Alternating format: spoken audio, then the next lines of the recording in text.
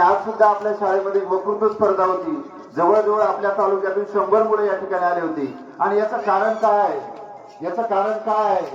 तर आपल्या गावात गेल्या वर्षीपासून कैलासवासी तुकारामजी घुले यांच्या पुण्यतिथी निमित्त त्यांचे चिरंजीव प्रसादजी घुले हे काय करत आहेत की शाळेमध्ये त्यांच्या वडिलांची पुण्यतिथी विद्यार्थ्यांसोबत आणि गावकऱ्यांसोबत साजरी व्हावी ही त्यांची इच्छा आहे। म्हणून हे सर्व कार्यक्रमांचे त्यांनी आयोजन केलेलं आहे। या कार्यक्रमामध्ये जो काही खर्च येणार आहे तो या शाळेसाठी ते स्वतः खर्च करत आहेत। गेल्या वर्षी सुद्धा त्यांनी आपल्या विद्यार्थ्यांना स्पोर्ट ड्रेस, विविध खेळाचे साहित्य आणि इतर साहित्य आपल्या शाळेला दिलेलं होतं। यावर्षी सुद्धा त्यांनी नवीन की आपल्या शाळेपेक्षा पुढे जाऊन आपल्या केंद्रातील ज्या काही 10-11 शाळा आहेत यांचा तो फायदा झाला पाहिजे। त्याचबरोबर आपल्या तालुक्यातील काही जे शाळा आहेत त्यांचा सुद्धा आपल्या गावाला आपल्या विद्यार्थ्यांना जर एकत्र आले तर त्यांचा फायदा होईल। या हेतून आपण तालुकास्तरीय परीक्षा आणि तालुकास्तरीय वक्तृत्व स्पर्धा या 2 स्पर्धा आपल्या या छोट्या गावामध्ये आयोजित केल्या होत्या। हे सर्व कार्यक्रम पाहिल्यानंतर आपल्या तालुक्याचे गटविकास अधिकारी काल आमच्या सेलू या ट्रेनिंगला भेट द्यायला आले होते। त्यावेळेस मी त्यांना थोडीशी आमच्या कार्यक्रमाची माहिती सांगितली तर त्यांनी आपल्या गावात येण्याचं कबूल केलं आणि ते आता वाटामध्ये आहेत, मीटिंग असल्यामुळे परभणीला गेले होते। तर या सर्व कार्यक्रमाची जी काही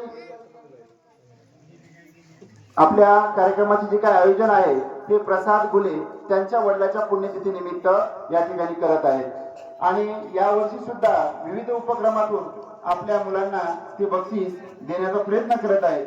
त्याचबरोबर गावातील आज जो कार्यक्रम मुख्य संध्याकाळी ठेवण्याचं कारण आहे की जागर शिक्षणाचा वेध भविष्याचा आपण सगळ्यांनी पाहिलेला आहे की विविध क्षेत्रामध्ये आपल्या गावातील मुलं का कमी पडत आहेत किंवा खेड्यातली मुलं शहरातल्या मुलांची का बरोबरी करत नाहीत, यांच्यासाठी काही आपल्याला अडचणी येतात। ह्या सर्व अडचणी आणि काही आपल्या त्यातून मार्ग काढण्यासाठी आपण या काही मान्यवरांना इथं आमंत्रित केलेलं आहे की गाव आणि शाळा आणि पालक जर एकत्र आले तर काय करू शकतात हे आपण त्यांच्या विचारातून ऐकणार आहोत। तुम्ही जोपर्यंत शाळेकडे येणार नाही, तुम्ही जोपर्यंत विद्यार्थ्यांची प्रगती विचारणार नाही, तुम्ही जोपर्यंत शाळा आणि शिक्षक यांचा समन्वय होणार नाही तोपर्यंत आपल्या शाळेचा विकास संधी मिळाली। तर आम्ही एकाच कॉलेज जर राहत असलो तरी विचार ऐकण्याची संधी कधी कधी येते ते आणि ते आपलं भाग्य समजलं पाहिजे। काही माणसं उपलब्ध होतात आणि ते आपण त्या संधीचा आपण फायदा घेतला पाहिजे। या सर्व पाहुण्यांचा आपण पुष्पगुच्छ देऊन स्वागत करणार आहोत। सुरुवातीला कार्यक्रमाचे अध्यक्ष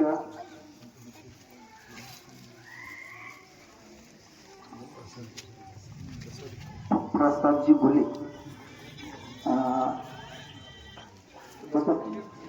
यानंतर